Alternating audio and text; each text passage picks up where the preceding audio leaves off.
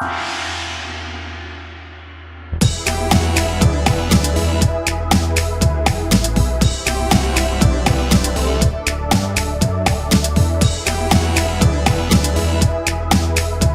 here's another emulation-driven episode for you, and today we're going to be talking about the Mattel Intellivision.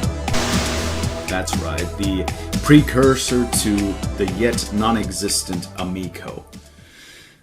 Well, the less said of that, the better, I guess. But I have to say, my personal experience with the Intellivision is a bit fleeting at best. I got introduced to the machine properly in, I'd say, 1998, 1999 through a compilation on the PC called Intellivision Lives. I did play that for a while quite intensively, and I remember a few games from that compilation which are going to be included in this episode. And my friend Bob, the co-host of Retro Game Talk Show, also, well, he reintroduced me to the Intellivision again around the time we started making Retro Game Talk Show. And his two inputs are going to be included in this episode as well. And these days my go-to platform for playing Intellivision games is the Evercade handheld console. This is the first edition. And they have released two different collections consisting of 24 games in total, which is pretty good for the console considering the amount of games that were released on it.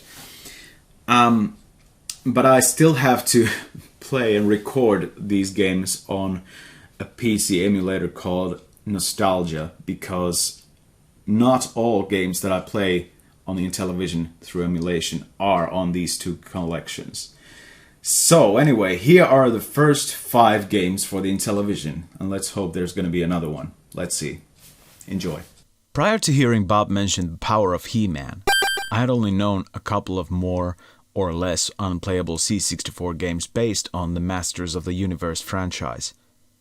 He-Man was one of the biggest things in toys and cartoons when I was about 3 to 6 years old, and I remember that it annoyed me when I found out that the brand was so badly represented in games. The Power of He-Man was the first game ever based on the brand, and it was written and published by Mattel themselves in 1983, and it offers some better action than the US Gold games from a couple of years later. It is obvious though that the game is more related to the arcade-style classics on the Atari 2600, but you get enough of a thrill to hear the title music and see the Masters of the Universe logo proudly displayed on the title screen.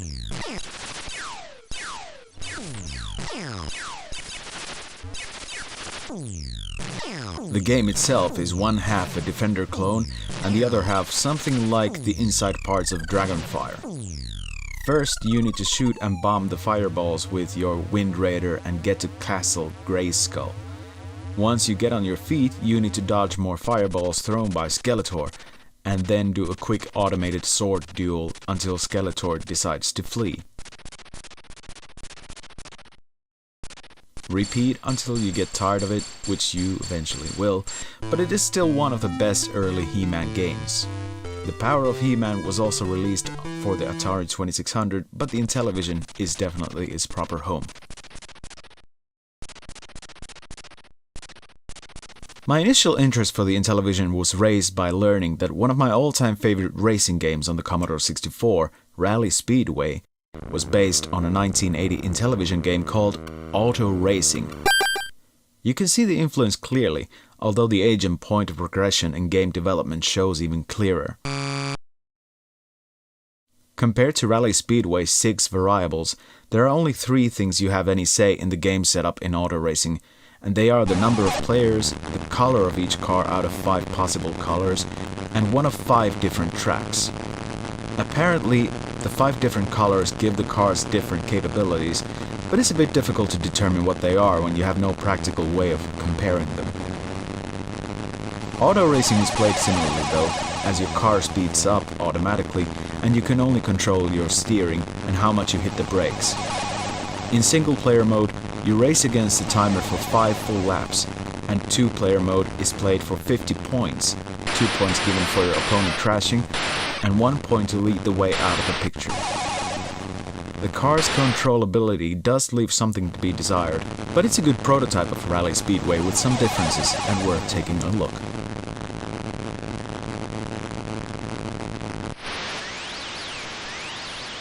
Data East's Burger Time must be one of the most iconic early 80s arcade classics, although it has to be admitted it's not exactly one of the better ones.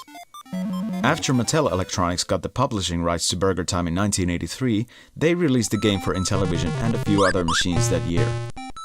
While Burger Time has a fair share of sequels and spin-offs in the arcades and on other machines, Intellivision had its own exclusive sequel called Diner, programmed by the same Ray Kaesner who did the Intellivision port of Burger Time, and Diner was released by InTV in 1987. Diner plays almost nothing like Burger Time, which is actually a nice twist. In somewhat isometric playing areas, your job is to kick the rolling balls of ingredients down towards the food plate and use your trusty old pepper spray to halt any wandering monsters. It's a solid time waster and one of the truly worthwhile games to have in anyone's Intellivision game collection. It is also one of the more obscure cartridges, and buying one on eBay as a complete package these days might easily cost you anywhere between 150 to 200 euros, dollars or pounds or whatever the equivalent currency.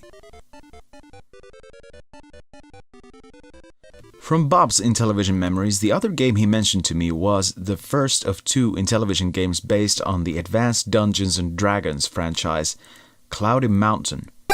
It didn't even have the Cloudy Mountain subtitle until the second game, Treasure of Tarman, was announced, and the first one got re-released, and due to some copyright issues, the game can now be found in the second Evercade compilation of Intellivision games simply as Cloudy Mountain. AD&D Cloudy Mountain is a top-down viewed dungeon crawler with some roguelike elements in it.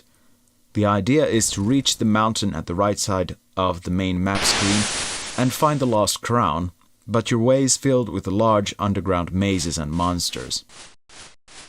It's a bit difficult to get used to, mostly thanks to the directional fighting controls, but for an early AD&D video game, it's surprisingly good, if a bit heavy on the action and understandably light on the role-playing elements. For our final game for today, I have chosen Shark Shark, which was one of the first games I ever played on an Intellivision emulator. I remember it took me a while to understand its understated genius, and it's still a game I rarely get back to, but it's still one of the better games for the system. You start out your life as a really small fish in a nondescript area of water. You evolve into a bigger fish by eating creatures smaller than yourself, perhaps even of a similar size. At the same time, creatures bigger than yourself might just as easily eat you up, so you have to be pretty careful.